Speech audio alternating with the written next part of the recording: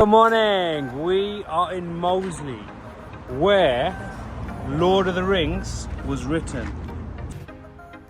Now, we have come to a stunning property in Moseley, and we're going to try to give some permaculture design advice and set this property up to be food productive. Now, one of the first things we want to locate on a permaculture property is where's the sun? The sun is moving, rising in the east and setting in the west. So it's coming straight over the house. So right at the front door is a really good growing space. You're going to get a good portion of sunlight.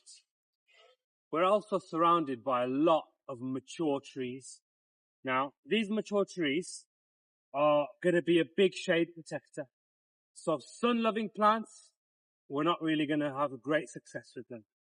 But shade-loving plants and knowing that information allows us to make a good plant selection. So we've looked at sun. The next we want to look at road and access. Now we can see that we're on a pathway. We're on a driveway, a pathway and a walkway.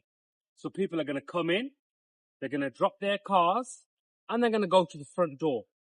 So a lot of people are busy, who have jobs, professionals. Then we need to use that journey they make from the car to the house. Because if we plant there, if we put food producing plants there, that'll be a brilliant place for them to maintain them. You're going to be passing your car every day. You can water, weed or prune on your way to the car. Now we can see the cars are parked here. So people are definitely going to walk along this line every day. So I would be very interested in planting fruit trees on this line. So there's already some existing trees. We'd see what grows well in the local area. Apples, cherries, plums, all grow really well. We could plant them, but the problem is who's going to water it every day? So what we would do, we'd run a drip irrigation across this line. So we'd run plumbing across the front of the house. And then down this line, we'd run a drip irrigation. This is where the cars are. This is where we'll have our tree line. People are going to move like this to the front door.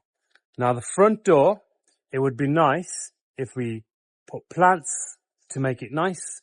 I would definitely recommend jasmine because it smells good, and have a trellis overarching the doorway. And maybe some strawberry plants learning a small bed. And that's all I'd do. Because we want to be food resilient. We want food security. What if the supermarkets close again, right? But we want to take care and make sure we're not spending too much labor on too much gardening, because then it will fail. So I'll have a few plants at the front and just maybe one bed right at the front for strawberries, because everybody loves strawberries, right? Okay, let's take a look at the back garden. This house is so beautiful, so much potential. We want to be thinking about fun spaces for the kids, as well as maximising food production. We do this by having 4 large raised growing beds, but if we need to in the future, we can always expand the design. We do have room for a lot more than 4 growing beds, but this design is expandable. As time goes on and as people's needs and desires change, if people want to do more gardening, we can always add more beds. One of our permaculture principles is slow and steady change, which allows us to add later. Moving on to the central reservoir, we've already got lots of lovely plants in here. We plan to keep them, add a nest for birds and ornamental flowers that will keep the aesthetics really well. Let's look at the edges. We've got nice big fern trees. What food do they produce? None. What do they produce? They produce privacy, and they cost a lot to maintain.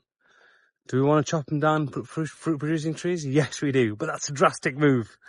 Let's wait. Let's see the land and see how it works. So we have this area here, which is approximately 15 meters by around 20. Now, we want to cater to young kids. So we want to make half the section a football field with goals and with posts and maybe some basketball. And then we want the next section into a jungle gym. So the kids are taken care of. They've got their tennis area here. They've got a football pitch here, and they've got a nice little jungle gym. And then we have all that space. Now just remember, food security is a very important thing. So how do we get good food security system that doesn't take all of our time? You know what we want to put right at the end of the garden, especially in Birmingham as they don't collect rubbish? Let's put animals here.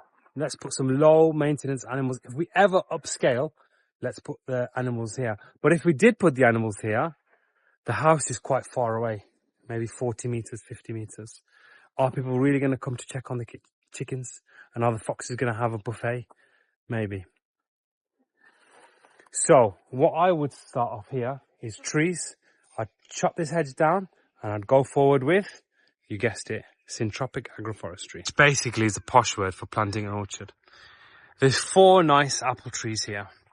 I'd dig lines straight in front, making a orchard. So I'd have apple trees at the high peaks, and I'd have cherry trees a little bit lower, and pear trees maybe perhaps lower, and also then your plants in between, strawberries, rhubarbs. So I'd have 4 lines coming forward, and I'd have it around 15 meters. So we still have plenty of space for the football pitches. Right, so this is our production plan. These are the number of trees we've got in the syntropic agroforestry and in the front of the garden. We've also got our 4 productive bed, which I've put under 8 square meters. And we've added chickens, 10 hens and 10 broilers. This will produce so much food for the family that lives here. They will be very happy. So the main jobs will be feeding the chickens, which they'll have their feeders. So they just have to come and check on them maybe once a day or once every 2 days, or you can leave them 2 or 3 days if you're going on holiday. The fruit trees should not be much hassle at all because they're drip irrigated.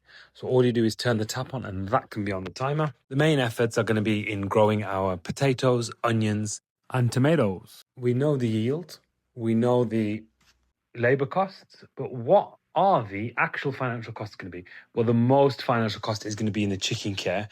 Once we've planted our trees, they won't cost really much to get fertilized because we'll just use all the chicken poop to fertilize the trees.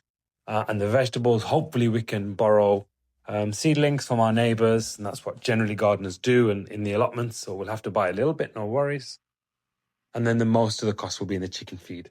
But perhaps we can look at ways of getting that cost down. There's things called black soldier flies, but that's a different video. So each family member is going to get about 1,000 calories per day off the system. It's going to cost them around 1.5 hours per day as a family, not individually, of course. And it will cost them around £800 per year, which is a significant reduction in the cost of their food bill. And if they ever want to expand the system and be totally reliant on their own food production, then they have lots of room to grow. And if they want to reduce their time, all they have to do is not plant vegetables and they'll save loads of time. Guys, hope you enjoyed this episode and hope you've been inspired to convert your urban garden to a permaculture garden. See you next time. Bye. Don't forget to subscribe. Forget, do not.